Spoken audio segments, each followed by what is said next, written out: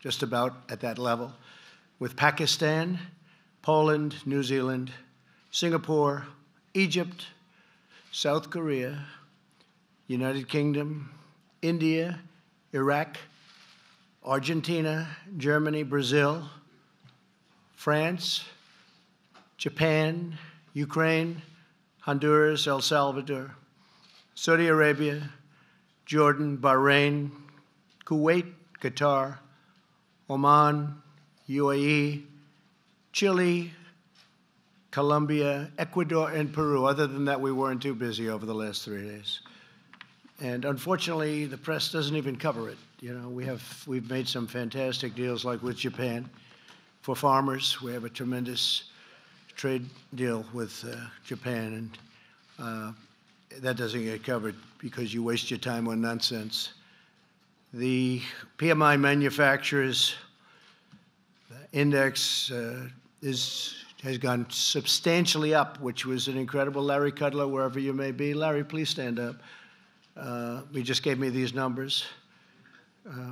And existing new home sales are through the roof. Just came out. Oil prices have gone down ever since the Saudi Arabia incident, and they've gone down very substantially, so we have plenty of oil. But those numbers were surprising to you, Larry, and the extent of the increase. Is that a correct statement? So thank you, Larry Kudlow. We think we'll make this little announcement to you because important, you know, the so-called whistleblower, the one that didn't have any first class or first rate or second tier information, from what I understand. You'll have to figure that out for yourself. But I've spoken with Leader Kevin McCarthy and the Republicans, many of them, and we were going to do this anyway, but I've informed them, all of the House members, that I fully support transparency on the so-called whistleblower information, even though it was supposedly secondhand information, which is sort of interesting. And other things have come out about the whistleblower that are also maybe even more interesting. But also insist on transparency from Joe Biden and his son Hunter on the millions of dollars that have been quickly and easily taken out of Ukraine and China. Millions of dollars, millions and millions of dollars taken out very rapidly while he was vice president. And I think they should have transparency for that. I've informed the leader about that. And additionally, I demand transparency from Democrats who went to Ukraine and attempted to force the new president, who I met and is an outstanding person, who just met a little while ago. Some of you were there. I think he's going to be outstanding. He got elected on the basis of corruption. He wants to end corruption in Ukraine, and I think that's great.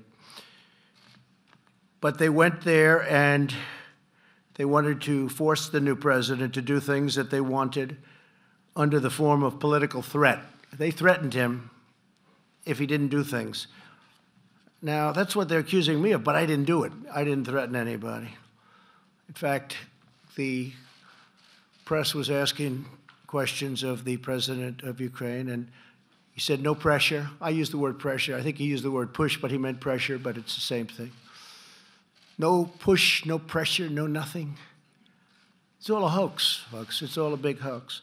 And the sad thing about this hoax is that we work so hard with all of these countries, and I mean really hard. I've been up from early in the morning till late in the evening and meeting with different countries, all for the good of our country, and the press doesn't even cover all of this. And it's really disappointing also to those countries that are with us and spend so much time with us. So we want transparency. We've informed Kevin McCarthy about transparency, and we said vote for it. So I think you'll have close to 100% of the Republican votes, I hope. And it got almost no attention. But in May, CNN reported that Senators Robert Menendez, Richard Durbin, and Patrick Leahy wrote a letter to Ukraine's Prosecutor General expressing concern at the closing of 4 investigations they said were critical In the letter, they implied that their support for U.S. assistance to Ukraine was at stake, and that if they didn't do the right thing, they wouldn't get any assistance. Gee, doesn't that sound familiar? Doesn't that sound familiar? And Chris Murphy, who I've been dealing with on guns, so nice. He's always, oh, no, we want to work it out. We want to work it out. But they're too busy wasting their time on the witch hunt. So Senator Chris Murphy literally threatened the president of Ukraine that if he doesn't do things right, they won't have Democrat support in Congress. So you're going to look all of this up. One other thing, I'm just going off certain notes and elements of what we've been doing over the last 3 days, but this just came up a few minutes ago. The Amazon Washington Post just put out a fake article that Acting Director of National Intelligence, Joseph Maguire, who I've gotten to know, and he's a tough cookie, and I was surprised, I was shocked to hear this, was going to quit, blaming the White House for something that they wouldn't let him talk openly, freely. And I was shocked because I know Joe, and he's tough guy. And I was really surprised to hear he was going to quit. Before I could even either talk to him or talk to anybody else, he put out a statement. I didn't speak to Joe yet. But he said, at no time have I considered resigning my position. In other words, the story in the Washington Post was a fake. At no time have I considered resigning my position since assuming this role on August 16th, 2019. I have never quit anything in my life, and I am not going to start now. I'm committed to leading the intelligence community to address the diverse and complex threats facing our nation. That's from the Acting Director of National Intelligence, a very good man, Joseph Maguire. So we're having a great period of time. Our country is the strongest it's ever been economically. Our numbers are phenomenal. Wilbur, thank you, and Larry, everybody. The numbers are phenomenal. Our economy is the strongest in the world. We're the largest economy in the world. Had my opponent won, we would be second right now because China was catching us so rapidly, we would have been second by this time. And unless somebody does a very poor job as president, we're going to be first for a long way because we've picked up trillions and trillions of dollars in value and worth of our country, and China has lost trillions and trillions of dollars and millions of jobs and their supply chain. And they want to make a deal. This year, America came to the United Nations stronger than we have ever been before. Since my election, the United States has not only brought our economy to a level that we have never seen, the most jobs that we've ever had. You know, you've heard me say it many times, African American, Asian American, Hispanic American, the best unemployment numbers we've ever had, and the most and best employment numbers, 160 million, very close to that number, in jobs. We've never been anywhere close. Wages are up, and inequality is down, something that people don't like writing about, but wages are up. I used to speak during the campaign, and I talk about wages where people were making less money 3 years ago than they were making 21 years ago, 22 years ago, and they'd have two jobs and 3 jobs. So when I say 3 years ago, I'm talking into the area sometime prior to the election. And they were doing very badly, and now, for the first time in many years, wages are up, and employment is up, and unemployment is down, and it's a beautiful thing to watch. In a week of active and ambitious diplomacy here at the United Nations, America renewed our friendships. We advanced our values greatly and made clear to everyone that the United States will always defend our citizens. To promote prosperity, I met with Prime Minister Boris Johnson at length of the United Kingdom, continuing our discussions on a magnificent new bilateral trade deal. So we'll see what happens with respect to Brexit, but I suspect we'll have a fantastic deal with the UK. It should be much bigger than it has been over the last number of years, over the last 20 years, frankly. It should be a much bigger deal. That's true with many countries. We're going to have much bigger trade deals with a lot of countries that have an opportunity to come, and they all want to do business with the United States, especially now. Earlier today, I stood alongside Prime Minister Abe of Japan, a friend of mine, a great gentleman, had a great re-election, and we signed a terrific new trade deal, which tremendously helps our farmers and ranchers and technology. The technology companies are really big beneficiaries. We also held very productive conversations with leaders of Pakistan, India, and many other nations on achieving stronger ties of fair and reciprocal trade. And with respect to Pakistan and India, we talked about Kashmir. And whatever help I can be, I said, I offered, whether it's arbitration or mediation or whatever it has to be, I'll do whatever I can, because they're at very serious odds right now, and hopefully that'll get better. You look at the two gentlemen heading those two countries, two good friends of mine. I said, fellas, work it out. Just work it out. Those are two nuclear countries. They've got to work it out. This week, we also made incredible strides on national security. With President Duda of Poland, we signed a joint declaration advancing defense cooperation. And crucially, Poland has agreed to put up 100% of the money, something I don't think you've ever heard said before. But they're going to put up 100% of the money of hosting additional U.S. military personnel that we'll be taking from various other countries. We won't have more over. We'll be moving them around. Poland is building us phenomenal new facilities. They're spending everything, and they're going to really do a job. But we'll be moving a few thousand soldiers, and Poland will be paying that for it. Together with Prime Minister Lee of Singapore, I signed an important agreement extending our defense cooperation. This hasn't been changed in many years. And yesterday I met with prospective members of the Middle East Strategic Alliance, which is a group that I know very well. I know all of them. And through this effort, the nations of the Middle East are taking more responsibility for securing their own future and their own neighborhood. And they're also reimbursing us and paying us for a lot of the military work that we incredibly do. But because we're now independent energy-wise, we're energy independent, we have very few boats going over the Middle East. We used to have them going through the straits all the time. And you probably noticed that every once in a while they go after somebody else's. They haven't gone after us yet. If they do, they've got big problems. But we have very few boats going over there. They were saying the other day they've never attacked an American boat. I'm not asking for trouble, but if they do, they know they have far bigger trouble.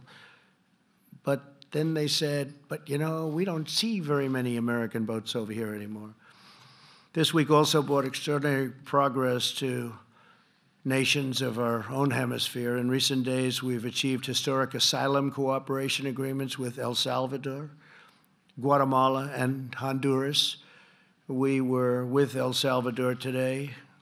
A great young gentleman became the president. He's strong and tough, and he's taking care of crime. He was really something today. I was very impressed with him.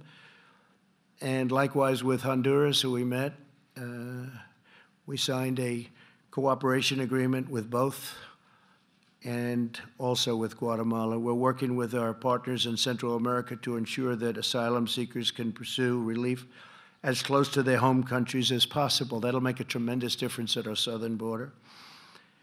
And Mexico, I have to say, President Lopez Obrador has been outstanding and an outstanding partner, and he's doing a great job in Mexico. The cartels are way down, and the numbers, our secretary is here now, the numbers are way down, way down.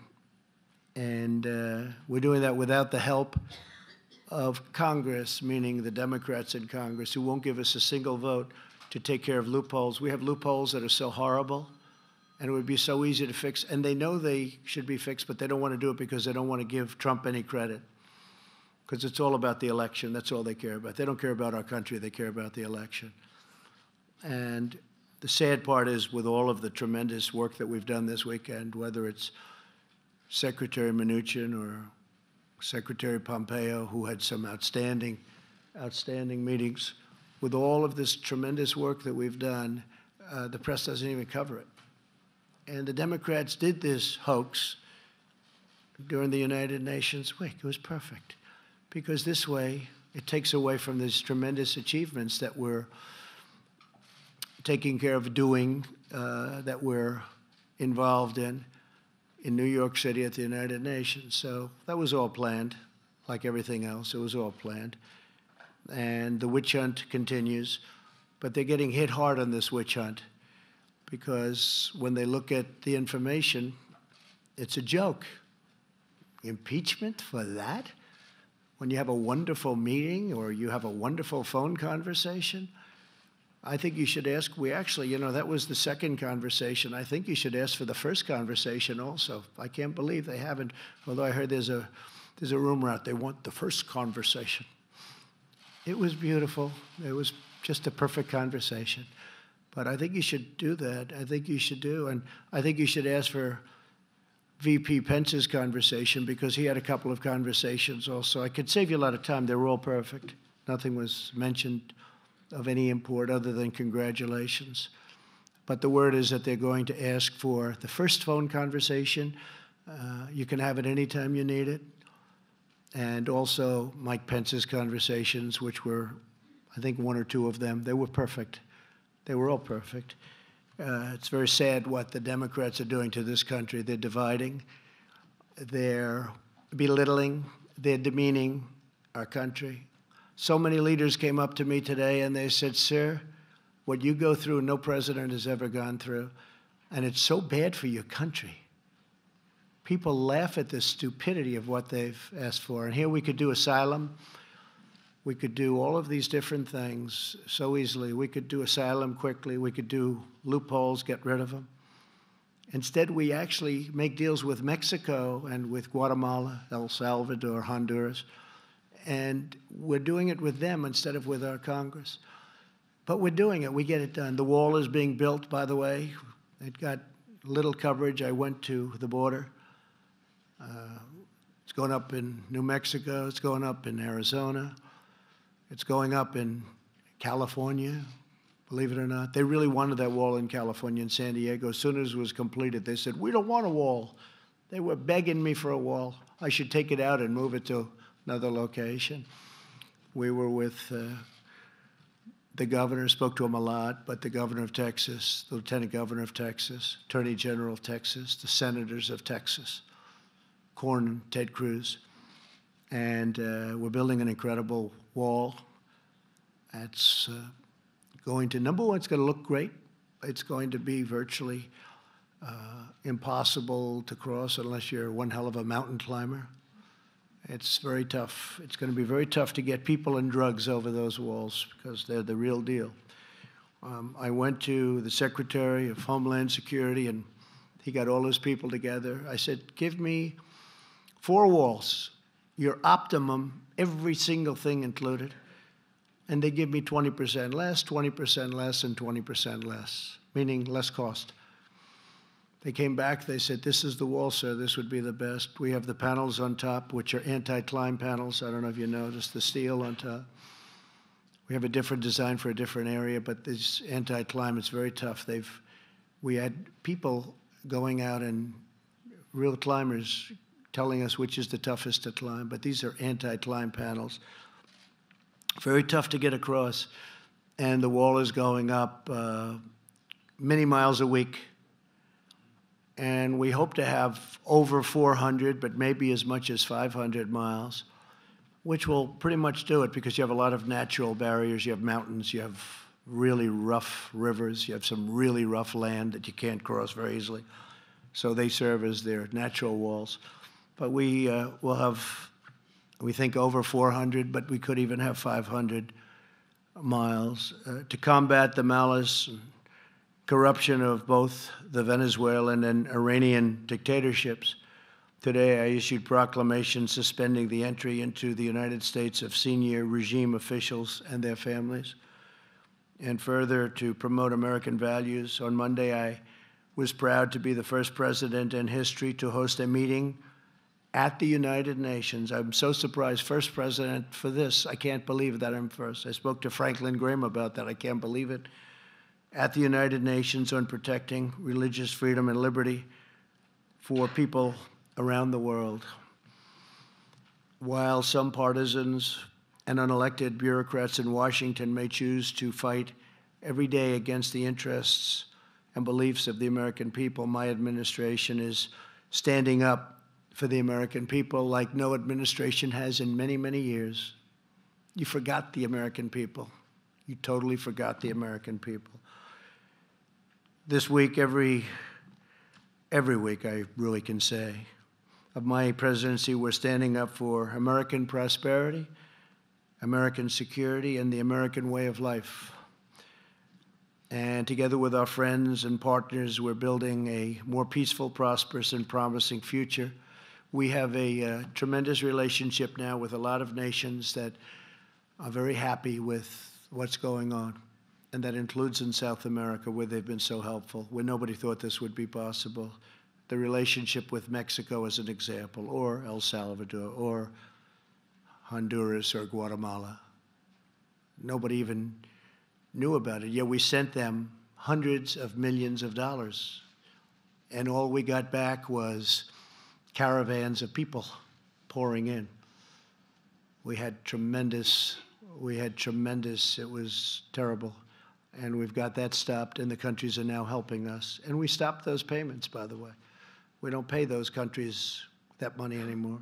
But I will tell you, if they're as good as they seem to be, they're really doing a job on crime and stopping the wrong people from leaving and coming to the United States. We'll be helping them a lot with economic development projects and other things.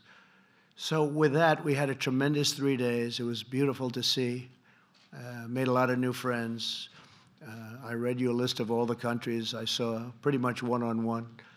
And it's been very busy, but it's been very, very fruitful. So we could take a couple of questions. I'd love some questions on some of the things that we accomplished at UNGA instead of the witch hunt, the phony witch hunt questions, which I know that's what you want to ask because it's probably better for you, but it's not better for the country. So maybe we'll take a few questions, please.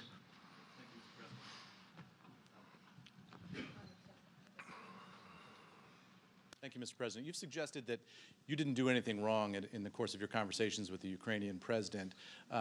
But can you explain to the American people why it is appropriate for an American president to ask a foreign leader for information about a political rival, and what you would have said if you discovered that Barack Obama perhaps had asked a foreign leader for information about you before you campaigned for the presidency? Well, that's what he did, isn't it, really, when you think about it? Look, that whole witch hunt was started, and hopefully that'll all come out. But there have been some fantastic books written that just came out, whether you look at Greg Jarrett or McCarthy's book that just came out recently, and so many other books. I mean, a lot of books are coming out. When you start reading those books, you see what they did to us. What they've done to this country is a disgrace. They've hurt this country very badly, and no other president should have to go through what I've gone through. The new president of Ukraine is looking to stop corruption. There's a lot of corruption going on, and there was corruption. I just told you about senators that threatened him with votes and no money coming into Ukraine if they do things. That's really what people are trying to say that I did, but the only difference is I didn't do it. You take a look at that call. It was perfect. I didn't do it. There was no quid pro quo, but there was with Biden, and there was with these senators. And they threatened. They said, you do this, you do that, we're not going to give you votes. That's the real deal. So we have an honest group of people that have been maligned. And, you know, it's a lot of people say I'll do even better. I'm very happy. Yesterday, I guess we had a 53 poll, and a lot of people say add 10 points to anything. Anybody voting for Trump, you can add, anytime you get a poll, you can add 10 points or 7 points or 6 points, take it any way you want. But I don't know if I consider that to be a compliment, but in one way it is a compliment, and I guess that's what happened in the last election. Far more people came to vote than anybody thought possible. So why should the American people then be comfortable with an American president asking a foreign leader for information about American citizen? Well, I think you can look at your senators, and you can look at Biden, and you can look at all these other people, but what we're looking for is corruption. An investigation started called the Russian witch hunt, affectionately, and it was a total phony scam. It was set up by people within the government to try and stop somebody from getting elected. And after that person, namely me, won, and convincingly won at 306 to 223 in the Electoral College, which, by the way, when you run a race, if you're running if you go by the college, Electoral College, that's a much different race than running popular vote. And it's like the 100-yard dash or the mile. You train differently. And I can't help it that my opponent didn't go to Wisconsin and should have gone much more to Michigan and Pennsylvania and other places, but that's the way it is. We won an election convincingly, and then you had the text message on, well, if she doesn't win, we've got an insurance policy. How bad was that? You know, with the insurance policy, that's sort of what has been taking place over the last number of years, the insurance policy. Now, there are a lot of very dishonest people. We're the ones that played it straight. And you know what? The millions of people out there that are looking at what's going on, those people understand it. They see it, and they think it's disgusting. And our people are being hurt, and our country is being hurt. When a Nancy Pelosi allows her position to be taken over by radical far-left socialists, or worse, that's pretty bad. That's pretty bad, especially when the senators and all of these other people have actually done what they're accusing me of doing, which I didn't do. I'm going to have Mike Pompeo say a couple of words. I'm going to have Steve Mnuchin say a couple of words, and then we'll do a couple of more questions. Mr. President, I thought I'd start by talking about Iran. We had a productive week. We saw the Europeans take a position with respect to the attacks that took place in Saudi Arabia, making clear this was Iran, just as President Trump and I had been saying, and have now joined us in saying that the existing JCPOA framework is just not going to work. It's not going to solve the world's problems. It's not going to create Middle East stability. Then we had a good set of meetings with our Middle East allies as well. The President joined for a meeting of the GCC where we talked again about how we can help deter. We want peace. We want a peaceful resolution with the Islamic Republic of Iran. We're hoping we can get that way. In the end, it'll be up to the Iranians to make that decision, or whether they'll choose violence and hate. And as the President said in his speech yesterday to the General Assembly, if their bloodthirst will continue.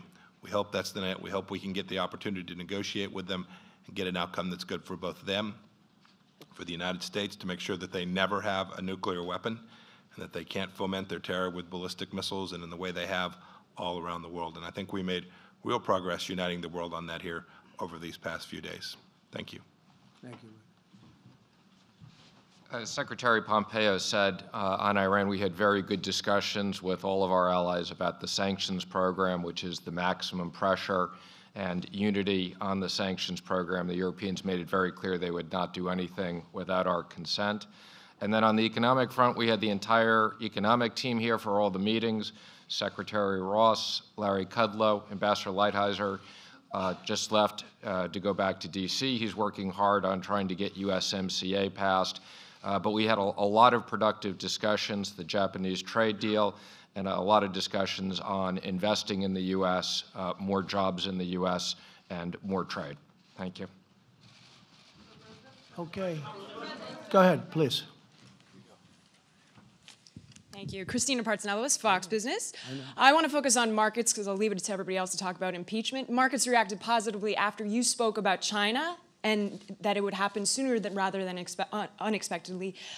Yet you have the foreign minister of China saying that they have no intention of unseating the United States, and yet they're investing heavily in infrastructure and military. Not anymore, maybe. But what is and different maybe they this just time? say that, Christine. What is different this time, though? The fact that you're saying it's progressing.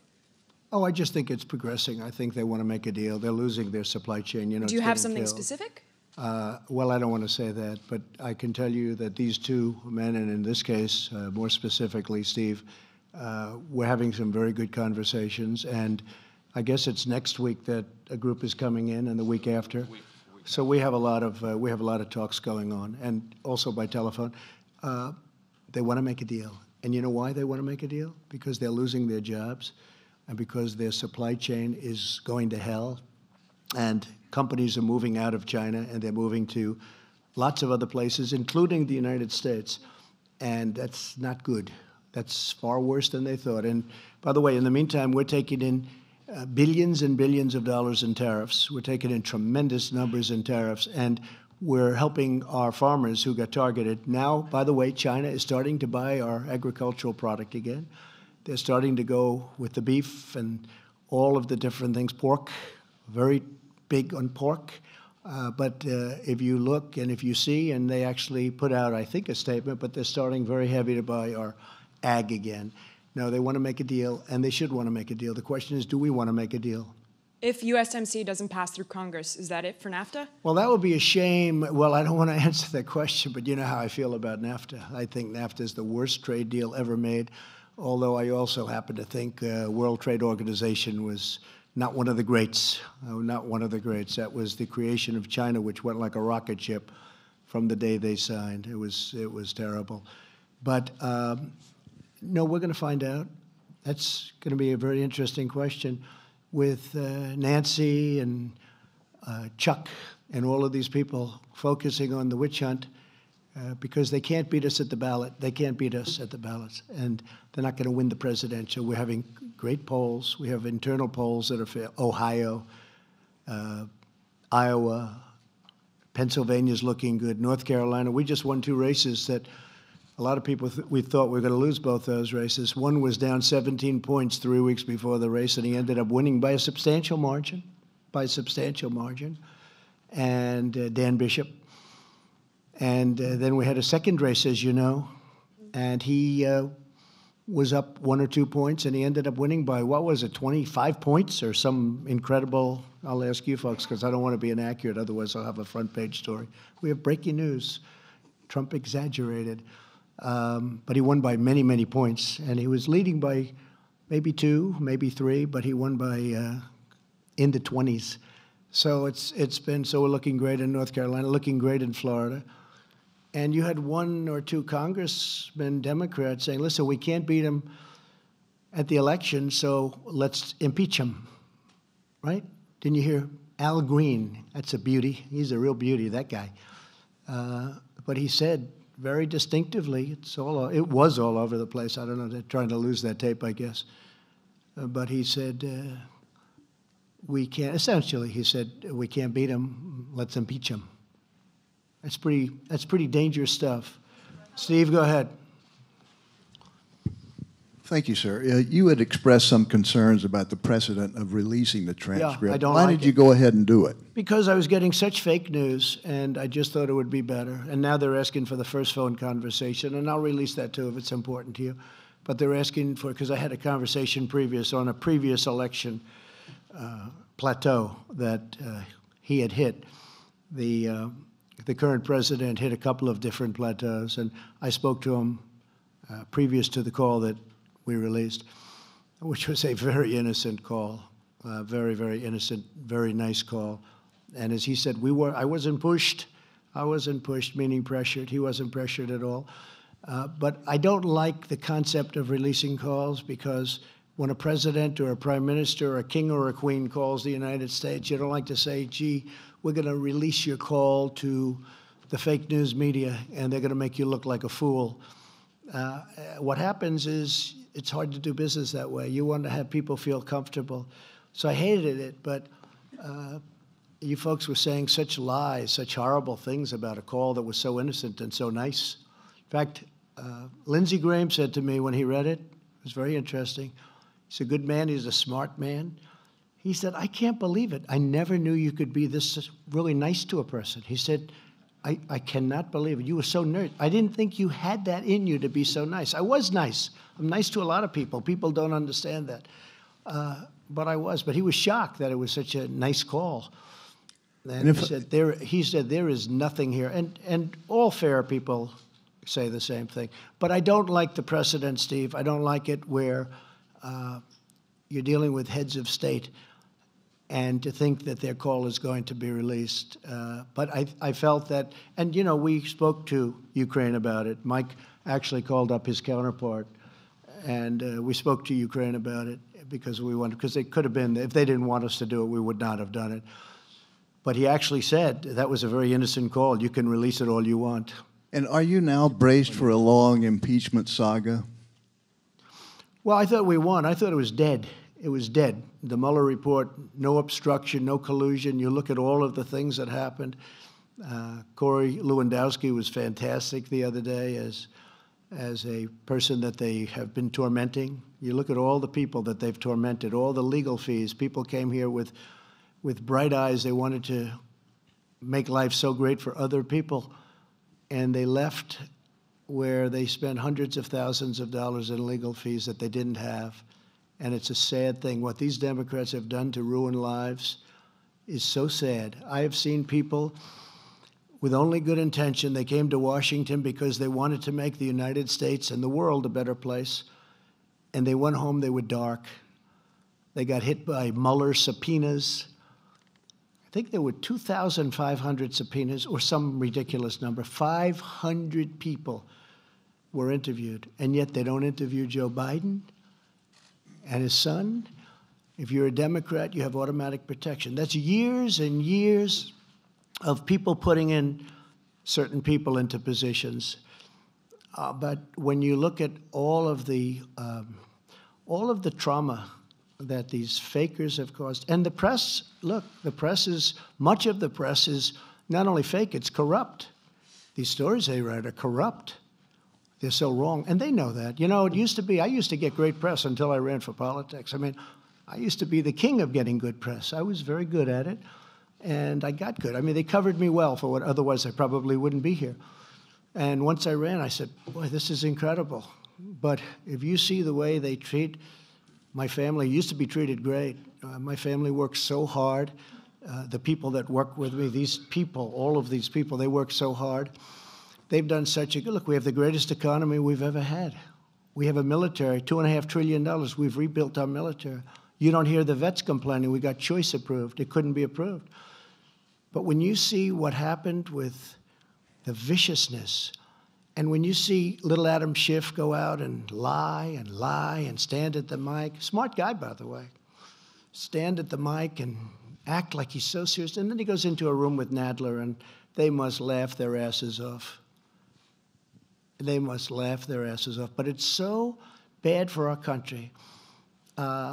People have said, Rush Limbaugh, great man, Sean Hannity said it, a lot of people have said it, Mark Levin, they said they don't know of one man anywhere in the world with all the men they know, or woman, that could handle what I've had to handle. And I think that's true, but I handle it. To me, it's like putting on a suit. All right, how about one more question? Question on the economy. A question on the economy. Go ahead. Go ahead. Hi, Mr. President. VPI-TV from Venezuela, Caracas, Good, Venezuela. Good, wow. Yeah. How are you doing? How are you doing over there? Pretty bad. Yeah, Our situation I would say is pretty bad, yeah. Sad. Yeah, but we are fighting. And it was one of the great countries and one of the richest countries not so long ago, Yeah. 15 years ago. It's incredible. But we are going to make it. Right. I agree with that. And we're helping you. Yeah. We're helping you. Yeah, I know. And thank you. Go ahead. I have two questions to take advantage of this. Maduro traveled to Russia and Diosdado Cabello to North Korea, two of the most antagonist nations in the U.S. interests. What can be done to contain this? What are they looking for in that country? And because the special envoy, Mr. Abrams, said that the Russians are willing to negotiate it. This is one question. And the other, Mr. President, you say that the socialist is one of the biggest challengers. You said yesterday in the United Nations, but the region is far from safe. Maduro is still a dictator, full in power, and in Argentina and Brazil are under threat about the socialists and populists. Are you worried about it? Well, I just say that socialism will never happen in the United States, can't happen in the United States. And Venezuela, unfortunately, I have to use your country as the example of what socialism can do, how it can tear the fabric of a country apart. Because I know a lot about Venezuela. I've had many friends of mine come from Venezuela. They live, many in Miami, a certain section of Miami. I won't mention the name because they'll say I'm thinking about my business and I'm not. But they are fantastic people, and they like your president. They voted overwhelmingly for me. They like what I'm doing for Venezuela. We have Venezuela very much in our hearts and very much in our sights, and we're watching it very carefully. And you know what I would say? We're giving millions and millions of dollars in aid, not that we want to from the Maduro standpoint, but we have to because on a humanitarian, people are dying. They have no food, they have no water, they have no nothing. They're dying, no medicine. The hospitals are closed or don't even have electricity. It's so sad to see. Let me just say that